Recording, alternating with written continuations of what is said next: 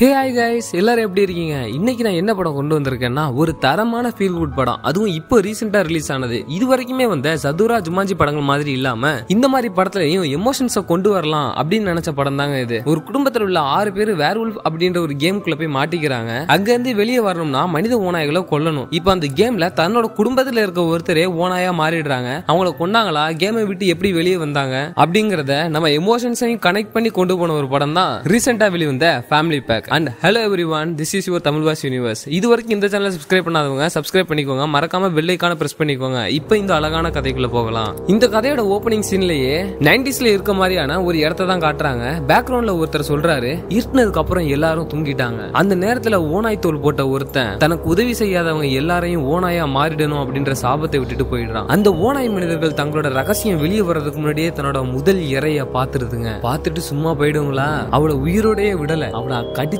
கொன்னுடுதுங்க அப்படின்னு சொல்லிட்டு இருக்கிறப்பவே ஒரு போன் கால் வருது. என்னடான்னு பார்த்தா இது ஒரு கேம். அத ஃபேமிலியோட ஒருத்தர் விளையாண்டுட்டு இருக்காரு. யார் விளையாடுறாருன்னா விளையாடுறவர் தான் அப்பா. விளையாடுறப்போ கால் டிஸ்டர்ப் பண்ணதால அப்பா கோவப்பட்டு விளையாட விருப்பம் இல்லைன்னா சொல்லிடுங்க அப்படின்னு சொல்றாரு. இவங்க வைஃப் அண்ட் பசங்க எல்லாருமே கேம் பிடிக்காம தான் விளையாண்டுட்டு இருக்காங்க. இவரோட பெரிய பொண்ணு கிளாரா லைவ் ஸ்ட்ரீம் இருக்குன்னு சொல்றா. பையன் தியோ அப்புறம் சின்ன பொண்ணும் ஹோம் ஒர்க் இருக்குன்னு சொல்றாங்க. பசங்களோட தாத்தாவுக்கு இங்க என்ன நடக்குதுன்னே தெரியல. தாத்தா எப்படிப்பட்டவர்னா தன்னோட வைஃப் நேம மறந்துடுவாரு, தன்னோட பையன் பேரை மறந்துடுவாரு. இந்த மாதிரியான ஆளு தான் ஹீரோட அப்பா, அதாவது தாத்தா. இப்ப இங்க என்ன கேம் விளையாடுறோம் அப்படின்னு தாத்தா கேக்குறாரு. அப்பா உடனே இது வேர்வுல்ஃப் கேம் பா, சூரியன் மறையும், மிருகங்கள் வரும், நமக்கு இருக்க பவர்ஸ் வச்சு ஓநாய் மனிதர்களை அழிக்கணும், இந்த மாதிரி எல்லாம் சொல்றாங்க. ஓ, பவர்ஸ் எல்லாம் இருக்கா அப்படின்னு தாத்தா கேட்க, எகைன் அப்பா ஆமாப்பா, இந்த கேம்ல நீங்க தான் ஹண்டர், நான் ஃபார்ச்சூன் டெல்லர், கிளாரா தான் லிட்டில் கேர்ள், அப்புறம் தியோ தான் திருடன் அப்படின்னு சொல்றாரு. சொல்லிட்டு இருக்கிறப்பவே ஒருத்தருமே அப்பாவை தனியா விட்டுட்டு அவங்க வேலையை பார்க்க போயிடுறாங்க. இப்ப அப்பாவும் அந்த போர்டை அரேஞ்ச் பண்ணி லாக் பண்றாரு. திடீர்னு அந்த போர்டு அதிருது. அது மட்டும் இல்லாம அந்த இடமே நிலநடுக்கம் அந்த மாதிரி அதிர ஆரம்பிச்சுட்டு இப்ப எல்லாருமே ரொம்ப வேகமா பேஸ்மெண்ட்டுக்கு போறாங்க. போனதுக்கு அப்புறம் அங்க எரிஞ்சுக்கிட்டு இருந்த அந்த ஒரே ஒரு குண்டு பல்பும் ஃபியூஸ் போயிடுது. அந்த இடமே ஒரு மையான இருட்டுக்குள்ள போயிடுது. எல்லாருக்குமே ஒன்னும் ஆகல அப்படின்னு கேட்டுக்கிட்டே இருக்கப்போ தாத்தா வெளியே போறதுக்கான ஒரு வழியை கண்டுபிடிச்சிட்டாரு. எல்லாரும் இப்படி வாங்க அப்படின்னு சொல்லிட்டு தாத்தா மேல போயிடுறாங்க. அப்பா மட்டும் தன்னோட பெரிய பொண்ணு கிளாராவை தேடுறாரு. ஆனா அவ காணோம். இப்போ எல்லாரும் வெளியே போய் பாக்குறாங்க. அந்த இடமே மாறி இருக்கு. யார் போன்லயும் சிக்னலே இல்ல. தாத்தா திரும்பி பார்த்து இது என்னோட வீடே இல்லையே அப்படின்னு சொல்றாரு. என்ன சொல்றீங்கப்பா, இது உங்க வீடு தான் அப்படின்னு அப்பா சொல்ல, இந்த அளவு என்னோட டேஸ்ட் மட்டமா இருக்காரு, இது என்னோட வீடு இல்ல அப்படின்னு சொல்றாரு. இப்ப எல்லாரும் இந்த வீட்டை பார்த்துட்டு அப்பா வேகமா வீட்டுக்குள்ள போய் கிளாராவை தேடுறாரு.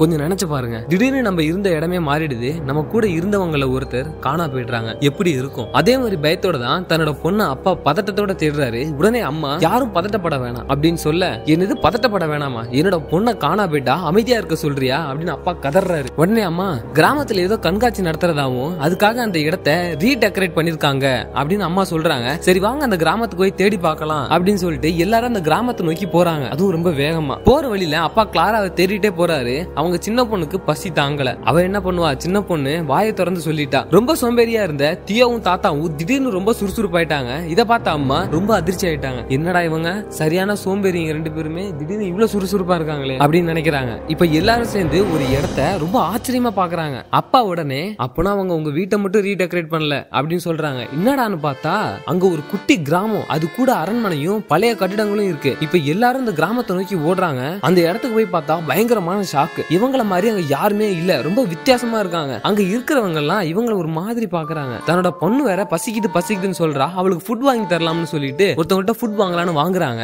வாங்கிட்டு நான் உங்களுக்கு ஜிபே பண்ணிடுறேன் அப்படின்னு சொல்ல, என்னது ஜிபே அப்படின்னா காசு இருந்தா எடுத்துக்கோ, இல்லனா சாலா சங்க அறுத்துருவேன் அப்படின்னு அந்த வியாபாரி சொல்ல, இவங்க உடனே திட்டிட்டு அந்த இடத்தை விட்டு போயிடுறாங்க. இப்ப தாத்தா ஒருத்தவங்களை கூப்பிட்டு இந்த ஊர் தலைவர் எங்க இருக்காரு அப்படின்னு கேட்க, ஓ கேட்டனா, அவர் அங்க கூட்டத்துல இருக்காரு, போய் பாருங்கன்னு சொல்லிட்டு போயிடுறா. அங்க போய் பார்த்தா தான் தெரியுது இது ஒரு சாதாரண கூட்டம் இல்ல, தண்டனை கொடுக்கறத வேடிக்கை பாக்குறதுக்காக சேர்ந்த கூட்டம் அப்படின்னு. அங்க கூண்டுல ஒருத்தரை ஏத்தி வச்சிருக்காங்க. அவர் தான் எந்த தப்புமே பண்ணல அப்படின்னு சொல்றாரு. ஆனா அந்த கேப்டன், நீ ஒரு தீய சக்தி, அதனால உன்னை கொல்ல போறோம்னு சொல்லிட்டு மக்கள் கிட்ட இவனை இப்போ என்ன பண்ணலாம் அப்படின்னு கேட்க, எல்லாரும் கொன்னுடலாம் அப்படின்னு சொல்றாங்க. உத்தரவு கொடுத்த உடனே ஒருத்தன் கோடாரியை வச்சு சங்கிலே போடுறான். ரத்தம் அப்பா கழுத்திலே தெரிக்குது. அது வரைக்கும் கேஷுவலா இருந்த அவரு அந்த ரத்தத்தை நக்கி பார்த்துட்டு, இது உண்மையான ரத்தம் அப்படின்னு சொல்லிட்டு, கிளம்புங்க அப்படின்னு சொல்லிட்டு எல்லாரையும் வேகமா அந்த இடத்தை விட்டு வேற இடத்துக்கு கூட்டிட்டு போறாரு. அவங்க கூட்டிட்டு போறத அந்த கேப்டன் லைட்டா பாத்துட்டாரு. எல்லாரும் வேற இடத்துக்கு வந்துடுறாங்க. அம்மா அப்பா கிட்ட என்னாச்சு, ஏன் பைத்தியம் மாதிரி பண்றீங்க அப்படின்னு கேட்க, இது ரத்தம், இது உண்மையான ரத்தம் அப்படின்னு சொல்றாரு ரொம்ப பதட்டமா. என்ன உளர்ற அப்படின்னு தாத்தா ஒரு நக்கு, அம்மா ஒரு நக்கு நக்குறாங்க. ஏங்க இது உண்மையான ரத்தங்க அப்படின்னு தெரிஞ்ச உடனே எல்லாம் செம்மையா கதறாங்க. இந்த மாதிரியான ஒரு நேரத்துல தான் அவங்க பையன் தியோ என்ன சொல்றான்னா, இங்க பாருங்க, உண்மையான மெடிவல் கிராமம், உண்மையான தண்டனை நம்ம இப்ப இருக்கிறது 90sல நம்ம டைம் டிராவல் பண்ணி வந்திருக்கோம் அப்படின்ற மாதிரி அவன் சொல்ல, அவங்க அப்பா உடனே முட்டாள்தனமா பேசாதடா லூசு அப்படின்ற மாதிரி திட்டுறாரு. இப்படி இவங்க கன்வர்சேஷன் பண்ணிட்டு இருக்கிறப்பயே அவங்க ஆப்போசிட்ல குதிரையில ஒரு சோல்ஜர் அப்படியே இவங்களை நோக்கி வர்றான். அவங்க பார்த்த உடனே இவங்க எல்லாரும் போயிட்டு, சார் நம்ம இப்ப எங்க இருக்கிறோம், இது எந்த வருடம் எந்த காலகட்டம் அப்படின்ற மாதிரி அவங்க கேட்க, அவன் உடனே தன்னோட மாஸ்க ரிவீல் பண்ணிட்டு இது ஆண்டவர் காலம் 1900 அப்படின்னு அவன் சொல்றான். அதே டைம்ல அவங்க அம்மா அவங்களோட செல்ல அலாரம் செட் பண்ணி வச்சிருப்பாங்க போல, திடீர்னு அது கத்த ஆரம்பிச்சு. அது இந்த சைடு கத்துன உடனே மொபைல் போன்லாம் அந்த காலத்துல இருக்கிறவங்களுக்கு புதுசு தானே, அது ஏதோ ஆயுதம் நினைச்சிட்டு அந்த சோல்ஜர் டக்குன்னு கீழே இறங்கி அவங்க அடிக்கிறதுக்காக ரொம்ப வேகமா வர்றான். திடீர்னு அவங்க தாத்தா மூஞ்சிலே ஒரு குத்துறாரு. அவன் 3/4 கிலோமீட்டர் அந்த சைடு போய் விழுகுறான். அடிச்சுட்டு வாங்க போகலாம் அப்படின்ற மாதிரி சொல்லிட்டு இவர் பாட்டு நடந்து போறாரு. இவங்க ஃபேமிலியில இருக்கவங்களும் ஒரே ஷாக், எப்படா அவர் இப்படி இவ்வளவு ஸ்ட்ராங் ஆனாரு அப்படின்ற மாதிரி. வீட்டுக்கு போயிட்டு எல்லாரும் தாத்தாவே உத்து பாக்குறாங்க. ஏன்னா அவர் எப்படி இவ்வளவு ஸ்ட்ராங் ஆனாருன்னு யாருக்குமே தெரியல. உடனே தாத்தா, ஜெரோ நீ ஏன் என்ன அப்படி பாக்குற அப்படின்னு தன்னோட பையன் கிட்ட கேக்குறாரு. ஜெரோவா, அப்பா நீங்க என் பேரை எப்படி கரெக்டா சொன்னீங்க, ஜெரோ தானே உன் பேரு, நீ என்ன லூசா, கரெக்டா தானே சொல்லியிருக்கிறேன், அப்புறம் என்ன அப்படின்னு சொல்றாரு. சரிப்பா அம்மாவோட பேர் சொல்லுங்க அப்படின்னு பையன் கேட்க, அம்மாவோட பேரு நிக்கோல், அவ 1938ல பிறந்தா, அவ ஷூ சைஸ் 9. இதெல்லாம் ஏன் கேக்குற, இதெல்லாம் நான் எப்படி மறப்பேன் அப்படின்ற மாதிரி தாத்தா சொல்றாரு. அப்பாவுக்கு பயங்கரமான ஷாக்கு. என்னடா இது, நம்ம அப்பாவுக்கு தான் ஞாபகம் மறதியாச்சே, எல்லாத்தையும் உடனே மறந்துவாரு, எப்படி இவ்வளவு எல்லாத்தையும் ஞாபகம் வச்சிருக்காரு அப்படின்னு பயங்கரமான ஷாக்கு. இதே நேரத்துல திடீர்னு அங்க செட் பண்ணி வச்சிருக்க ஜாமா குமா எல்லாம் எல்லாம் தெரிச்சு போய் ஒன்னா நின்னுக்கிறாங்க. ஒன்னா நின்னுட்டு இருக்கிறப்போ அந்த டேபிள்ல மாவு ஒண்ணு கொட்டி இருக்கு. அந்த மாவுல திடீர்னு யாரோ எழுதுறாங்க. ஆனா யார் எழுதுறானே தெரியல கண்ணுக்கு. அதுல அப்படியே கிளாரா அப்படின்னு யாரோ எழுதுறாங்க. உடனே தியோ வந்து இருங்க அது யாரும் பாக்கலாம் சொல்லிட்டு அந்த மாவை எடுத்து அப்படியே காத்துல தூக்குறான். அப்படியே ஒரு உருவம் மாதிரி தெரியுது. அட யாருடான்னு பார்த்தா அதுதான் கிளாரா, நம்ம அப்பாவோட பெரிய பொண்ணு. அவ வந்து யாருக்குமே தெரியாத மாதிரி இன்விசிபிள் ஆயிட்டா. இன்விசிபிள் ஆனது மட்டும் இல்லாம அவ பேசுறது யாருக்குமே கேட்கவே இல்லை. என்னடா அது, யாருக்குமே நம்ம பேசுறது கேட்கவே இல்லையே, எல்லாரும் செவிடா போயிட்டாங்களா அப்படின்னு கிளாரா தன்னோட மனசுக்குள்ள நினைக்கிறா. ஆனா கிளாரா தன்னோட மனசுக்குள்ள நினைக்கிறது நம்ம அப்பாவுக்கு தெரியுது. உடனே நம்ம அப்பா கிட்ட, அப்பா நான் மனசுல நினைக்கிறது உங்களுக்கு தெரியுது அப்படின்னு கிளாரா மனசுக்குள்ள நினைக்கிறா. அது தன்னோட அப்பாவுக்கு தெரியுது. அப்பதான் ஒரு விஷயம் ஜெரோக்கு புரியுது, யாராவது மனசுல நினைச்சா அது நமக்கு கேட்கும் அப்படிங்கிறது. அப்படியே திரும்பி தன்னோட வைஃப் பாக்குறாரு. அவங்க என்ன மனசுக்குள்ள நினைக்கிறாங்கன்னா, ஐயோ இந்த மாதிரி ஒரு நேரத்திலயா இப்படி ஆகணும், தாத்தாவும் லூஸ் ஆயிட்டாரு இவரு லூஸ் ஆயிட்டாருன்னா அவ்வளவுதான் அப்படின்னு நினைக்கிறாரு. ஆனா ஜெரோட அப்பா என்ன நினைக்கிறானா, ஆஹா நம்ம பையனுக்கு சொட்ட விழுந்துருமோ அப்படின்ற மாதிரி நினைக்கிறாரு. திடீர்னு பார்த்தா கதவை யாரோ வேகமா தட்டுறாங்க. யாருடான்னு ஜெரோ போய் அந்த கேப் இருக்குல்ல திறந்து பாக்குறாரு. வெளில பார்த்தா அந்த கிராமத்தோட கேப்டன் நிக்கிறான். உடனே அந்த கதவை படான்னு சாத்திட்டு தன்னோட பொண்ணு மேல இருந்த அந்த கான்ஃபிளவர் மேல ஹூ அப்படின்னு ஊதிட்டு அந்த கதவை திறந்து எல்லாரும் வெளில போறாங்க. இப்ப எல்லாருமே வரிசையா நிக்க வச்சு விசாரிக்கிறாரு அந்த ஊர் கேப்டன். மரண தண்டனை கொடுக்கறப்போ உங்களை பார்த்தேன், ஊருக்கு புதுசா இருக்கீங்களே இங்க என்ன பண்றீங்கன்னு கேக்குறாரு. உடனே தாத்தா விஷயம் என்னன்னு பாத்தீங்கன்னா அப்படின்னு ஸ்டார்ட் பண்றப்பவே அம்மா தடுத்து, நாங்க சும்மா இங்க ஓய்வு எடுத்துட்டு கிளம்பிடுவோம்னு சொல்லி சமாளிக்கிறாங்க. ஆனா கேப்டன் அதை நம்பல. கேப்டன் அப்படியே நடந்து போய் தியோ கழுத்துல திடீர்னு கத்திய வச்சு, நீங்க மந்திரவாதி தானே அப்படின்னு மிரட்டுறாரு. ஜெரோ டக்குன்னு, இல்ல நாங்க மியூசிஷியன், நாங்கெல்லாம் பாட்டு பாடுறவங்க அப்படின்னு சொல்றாரு. அப்படியா, அப்படின்னா ஒரு பாட்டு பாடி அதை நிரூபிச்சு காட்டுன்னு சொல்றாரு கேப்டன். வேற வழியே இல்லாம ஒரு கேவலமான பாட்டை பாடியும் காட்டுறாங்க. இப்ப கேப்டன் கூட வந்து எல்லாருமே கிளாஸ் கட்டி பாராட்டுறாங்க. அதை பார்த்த கேப்டன், இவங்க உண்மையாவே பாட்டு பாடுறவங்க தான் போல அப்படின்னு விட்டுட்டு எல்லாரும் வீட்டுக்குள்ள போய் பத்திரமா இருங்க, ஓனாய் மனிதர்கள் நடமாடுற நேரம் வந்துட்டுன்னு சொல்லிட்டு போயிட்டாரு. இது வேறையா அப்படின்னு சொல்லிட்டு எல்லாரும் உள்ள போயிட்டாங்க. அப்படியே அந்த கிராமத்தை காட்டுறாங்க. ஒருத்தர் வெளியில வந்து, எல்லாரும் உள்ள போங்க, அரக்கர்கள் வர நேரம், எல்லாரும் பத்திரமா இருங்க, நம்ம ஊர்ல எல்லாம் கூர்கா கத்துவார்ல அந்த மாதிரி கத்துறாரு. எல்லாரும் வீட்டுக்குள்ள போயிட்டாங்க. தன்னோட பொண்ணு வேற பசிக்குதுன்னு கத்துறா. அப்பாவும் இருச்சலம் தேறிட்டு இருக்கல அப்படின்னு டென்ஷனா சொல்றாங்க. கிளாரா வேற யாருக்கிட்டும் தெரியல, அதனால அவளுக்கு ஒரு Dress கொடுத்து போட்டு விடுறாங்க அம்மா. அதே நேரத்துல குட்டி பொண்ணு அங்க வந்து ஒரு கேம் போர்டு இருக்கு, அதை வச்சு விளையாடுறா. அதை பார்த்தா அம்மா, இது கேம் விளையாடுற நேரம் இல்ல லூலு அப்படின்னு சொல்றாங்க. உடனே தியோ, லூலு கிட்ட அந்த கேம் போர்டை கொஞ்சம் குடு அப்படின்னு வாங்கிட்டு போய் டேபிள்ல வச்சு, நம்ம டைம் டிராவல் பண்ணல கேம்குள்ள வந்திருக்கோம் அப்படின்னு சொல்றான். இங்க பாருங்க, கார்டுக்கு ஏத்த மாதிரியே பவர்ஸ் இருக்கும், இப்போ நீங்க தான் ஹண்டர், அதான் ஸ்ட்ராங்கா இருக்கீங்க அப்படின்னு தியோ சொல்றான். என்ன பார்த்தா ஸ்ட்ராங்காவே இருக்கு அப்படின்னு பக்கத்துல இருக்க ஒரு குடுவையை தட்டுறாரு தாத்தா. அந்த குடுவை 7 ஊர் தாண்டி போய் விழுவுது. அடுத்து கிளாரா வந்து, லிட்டில் கேர்ள் அதான் அவ இன்விசிபிள் ஆயிட்டா, அண்ட் டாட் நீங்க தான் ஃபார்ச்சூன் டெல்லர், அப்போ நான் தான் தீஃப் திருடன் அப்படின்னு சொல்றான் தியோ. உடனே தாத்தா, ஒருவேளை இது கேமா இருந்தா அந்த ஓனாய் மனுஷங்க நம்மள கொல்றதுக்கு முன்னாடி நம்பாத கண்டுபிடிச்சு கொல்லணும்னு சொல்றாரு. அதை கேட்ட குட்டி பொண்ணு, ஒருவேளை நான் ஓனாயா இருந்தா என்ன கொன்னுடுவீங்களா அப்படின்னு கேக்குறா. இல்ல செல்லம், உன்னை யாரும் ஒண்ணுமே பண்ண மாட்டோம், பண்ணவும் விட மாட்டோம் அப்படின்னு அம்மா சொல்லிக்கிட்டே பொண்ணு கிட்ட போறாங்க. அப்பாவும், உன்னை எதுவும் பண்ண மாட்டோம் ஸ்வீட்டி, உனக்கு தான் ஃபுட் ரெடி பண்ணிட்டு இருக்கேன், இங்க பாரு இது ஏதோ கொண்டக்கடல போல, உனக்கு நான் இதை வச்சு சூப் செஞ்சு தரேன் அப்படின்னு சொல்லிக்கிட்டே ஒரு பீஸ் எடுத்து வாயில போடுறாரு. தாத்தா உடனே, அது கொண்டக்கடல இல்ல எலி புழுக்க அப்படின்னு சொல்லி கலாய்ச்சி விட்டுறாரு. அதை கேட்ட அப்பாவால என்ன செய்ய முடியும், டக்குன்னு அதை டப்பாக்குள்ளேயே துப்பிட்டு ஒரு மாதிரி விரக்தியா பாக்குறாரு. இப்ப எல்லாரும் போய் தூங்கிடுறாங்க. நடுராத்திரி கிளாரா மட்டும் ஒரு கேண்டில் எடுத்துட்டு தனியா வெளியே கிளம்பி போயிட்டு இருக்கா. அட எதுக்குடான்னு பார்த்தா தண்ணி குடிக்கிறதா போயிட்டு இருக்கா. ஏன்டா வீட்டுக்குள்ள ஒரு தண்ணி கூட வச்சுக்க மாட்டீங்களாடா. திடீர்னு ஒரு சத்தம் கேட்டு அந்த இடத்துக்கு போய் பாக்குறா. 3 ஓனாய் மனுஷங்க வர்றத பார்த்து ஓடி போய் ஒரு பில்லர் முன்னாடி முடிஞ்சுக்கிறா. அவ போட்டிருந்த டி-ஷர்ட்டை கழட்டிட்டா. அப்பதானே அவ இன்விசிபிள் ஆக முடியும். கேண்டிலையும் ஆஃப் பண்ணிட்டா. இப்ப அந்த ஓனாய் அவ பக்கத்துல வருது. ஆனா அதுக்கு கிளாரா தெரியவே இல்ல. அவதான் இன்விசிபிளா இருக்கால. இப்ப ஊன்னு ஊளையிடுது. அப்படியே கட் பண்ணா கிளாரா வீட்டுக்குள்ள வேகமா வந்து கதவை லாக் பண்ணிட்டு தன்னோட அப்பா கிட்ட அந்த ஓனாய்கள் கொஞ்சம் விட்டு தான் நான் சாப்பிட்டு இருக்கோம். இப்ப எல்லாமே கிராமத்தை நோக்கி தான் போதுங்க. நம்ம இங்க இருந்து உடனே போகணும்னு சொல்றா கிளாரா. திடீர்னு வெளியே கதவை தட்டுற சவுண்ட் கேக்குது. ஒருவேளை ஓனாயா தான் இருக்குமோ அப்படின்னு சொல்லி எல்லாம் பயந்து பின்னாடி போறாங்க. ஆனா அப்பா மட்டும் இருங்க நான் பாக்குறேன்னு பொறுமையா போறாங்க. போய் பார்த்தா நல்ல வேலை அது ஓனாய் இல்ல, சின்ன பொண்ணு லூலு தான். இந்த நேரத்துல நீ வெளியே போய் என்ன பண்ற அப்படின்னு அம்மா கேக்குறாங்க. ஏதோ சத்தம் கிட்டு போனதா சொல்றா லூலு. அப்படிலாம் போக கூடாதுமா அப்படின்னு சொல்றாங்க எல்லாரும். போனினா நீ வேர் உல்ஃபா மாறிடுவ அப்படின்னு அப்பா சொல்ல உடனே என்ன உளறீங்க, நான் ஒன்னும் வேர் உல்ஃப் இல்ல, சத்தியமான வேர் உல்ஃப் இல்ல அப்படின்னு சொல்றா லூலு. அதே நேரத்துல வெளியில ஊளையிற சவுண்ட் கேக்குது. கேட்ட உடனே அது வரைக்கும் குட்டி குழந்தையா இருந்த லூலு திடீர்னு ஒரு ஓனாயா மாறிட்டா. கரெக்டா அவ பாஞ்சி கடிக்க வர்றப்போ தாத்தா புடிச்சிடுறாரு. புடிச்சு கட்டி வச்சிடுறாங்க. இப்ப அடுத்த நாள் வருது. தன்னோட பொண்ணு பழைய நிலைமைக்கு வந்துட்டா. இப்ப இவங்க இத பத்தி யார்ட்டையாவது கேட்கலாம்னு ஊருக்குள்ள போக முடிவு எடுக்கிறாங்க.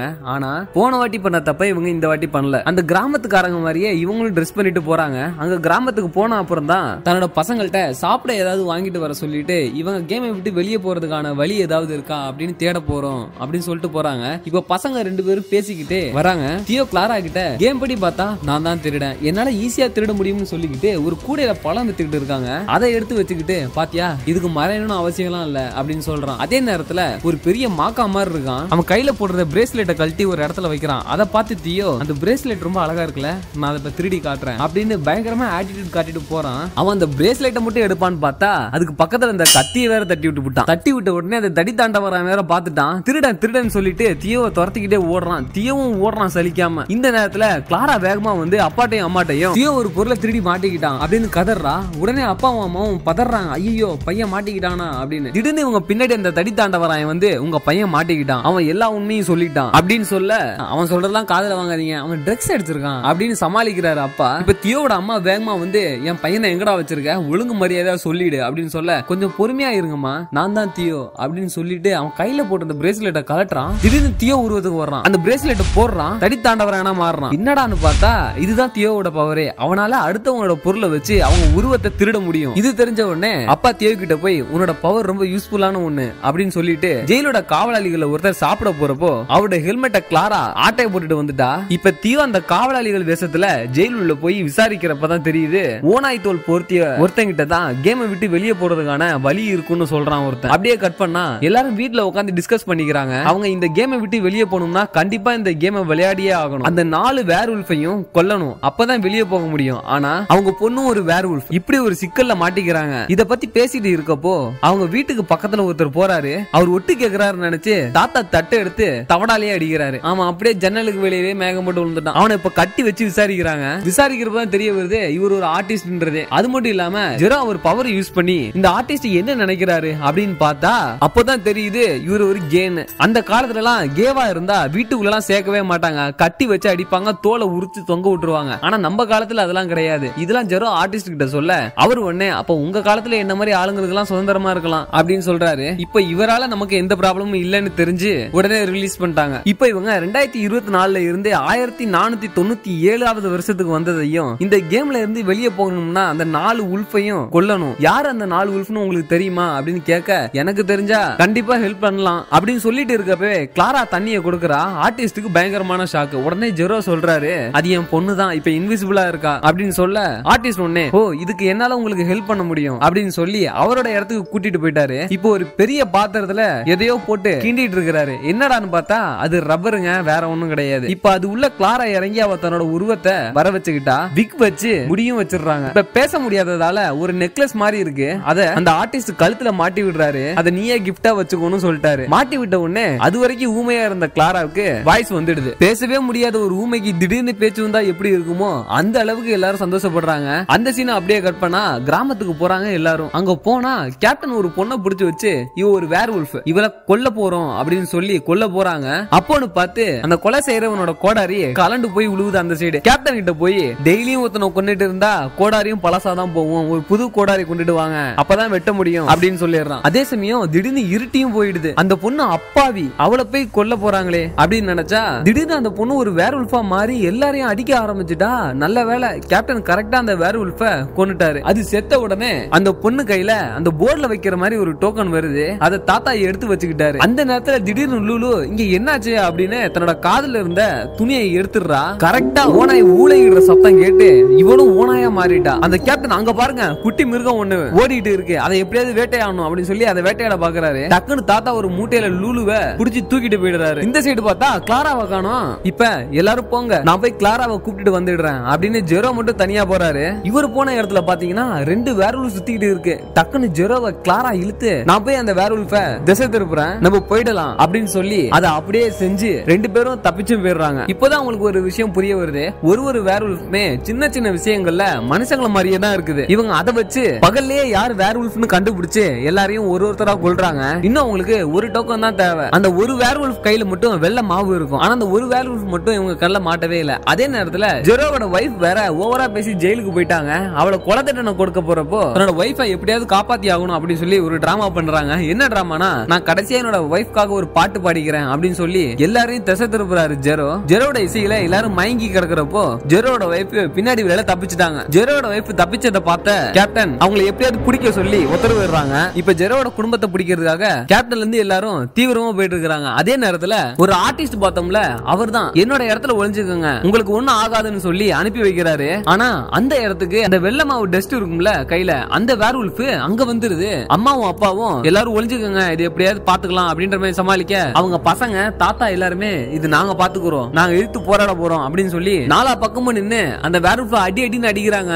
ஆனா அந்த வேர்வுல்ஃப் சிங்கிளா நின்னு 4 பேரையும் பறக்க விடுது. சாரிப்பா 3 பேரையும் பறக்க விடுது. ஜியோவாலையும் முடியல, கிளாராவாலையும் முடியல. கிளாரா வேற சாவடி வாங்குறா. இப்போ அந்த இடத்துக்கு கேப்டன் வேற வந்துட்டாரு. இப்போ நீங்க என்ன நினைப்பீங்க? போடு கேப்டன் வந்துட்டாரு காப்பாத்திடுவாருன்னு தானே நினைப்பீங்க. இங்கதான் ட்விஸ்ட். அந்த கேப்டன் லவ் பண்ண பொண்ணு தான் அங்க வேர்வுல்ஃபா இருக்கிறது. அது மட்டும் இல்ல, அந்த ஓனாய் தோல் போர்த்திய மனிதனே இந்த கேப்டன் தான். இந்த நேரம் பார்த்து லூலுவும் அந்த இடத்துக்கு வந்துட்டா. வந்தது மட்டும் இல்லாம கரெக்டா அந்த வேர்வுல்ஃப் ஊளையிடுறப்போ அதை கேட்டுடுறா. கேட்ட உடனே லூலுவும் வேர்வுல்ஃபா மாறிடுறா. லூலு மட்டும் பார்க்க எவ்வளவு கியூட்டா இருக்கா பாத்தீங்களா வேர்வுல்ஃபா. லூலுவுக்கு ஜெரோவும் அம்மாவும் சேர்ந்து புரிய வைக்கிறாங்க, நான் தான் உன் அம்மா, இவங்க தான் அப்பா அப்படின்னு சொல்ல இப்போ லூலுக்கு புரிஞ்சிடுது. இப்ப அந்த லூலு அந்த வேர்வுல்ஃபை எதிர்த்து போராடுறா. கேப்டனுக்கு வாயிலே கொடுத்துட்டு உல்ஃபுக்கு தொண்டையிலே இறங்குறா. லூலு தன்னோட நகத்தால அந்த வேர்வுல்ஃப் முதுகுலே போறான்றா. டக்குனு அந்த வேர்வுல்ஃப் காண்டாயி லூலுவை கழுத்தை பிடிச்சு செவுத்திலே வேகமா எரிஞ்சிடுது. லூலு தன்னோட உருவத்துக்கு வந்துட்டா. அவ கையில அந்த டோக்கன் வேற வந்துட்டு. இதுக்கு என்ன அர்த்தம்? லூலு இறந்துட்டான்னு தான் அர்த்தம். கொஞ்சம் நினைச்சு பாருங்க, தன்னோட பொண்ணு தன்னோட கண்ணு முன்னாடியே இறந்து போனா எப்படி இருக்கும்? அது மாதிரிதான் இப்போ அந்த அம்மாவுக்கும் அப்பாவுக்கும் இருக்கும். அம்மாவுக்கு கோவம் தாங்கல. அவங்க அம்மாவுக்கு ஏதோ ஆகுது. திடீர்னு மேல பார்க்கறாங்க, அவங்கள சுத்தி ஏதோ கலர் கலரா என்னமோ ஆகுது. என்னடான்னு பார்த்தா அவங்க தான் இந்த கேம்ல சூனியகாரி, அதாவது விச். இப்போ அவங்க அந்த உல்ஃப ஒரு கையில கொன்னு இன்னொரு கையில தன்னோட பொண்ணுக்கு அந்த உயிரை கொடுக்கறாங்க.